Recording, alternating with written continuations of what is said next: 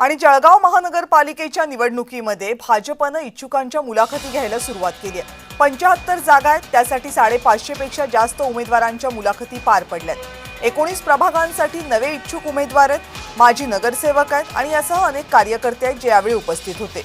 या सगळ्या संदर्भात आढावा घेतला आमचे प्रतिनिधी जुगल पाटील यांनी।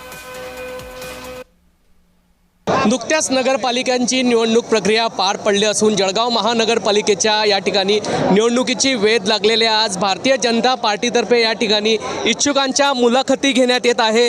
जर विचार केला तर 75 जागांसाठी जवळपास 550 पेक्षा या ठिकाणी अधिक उमेदवार या ठिकाणी मुलाखतीसाठी एकवटले आहे। त्याचप्रमाणे भारतीय जनता पार्टीचे जे जिल्हाध्यक्ष आहेत दीपक सूर्यवंशी यांच्या नेतृत्वात आज या इच्छुक उमेदवारांच्या मुलाखती घेण्यात येत आहे। यामध्ये काही नव इच्छुक सुद्धा आहेत, त्याचप्रमाणे काही जुने उमेदवार देखील या ठिकाणी आलेले आहेत।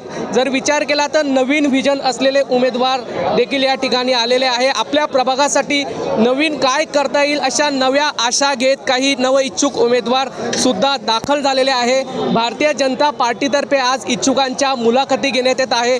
जवळपास 550 पेक्षा अधिक उमेदवार या ठिकाणी एकवटले आहे व इच्छुकांच्या मुलाखती घेण्यात येत आहे। जुगल पाटील, जय महाराष्ट्र न्यूज, जळगाव।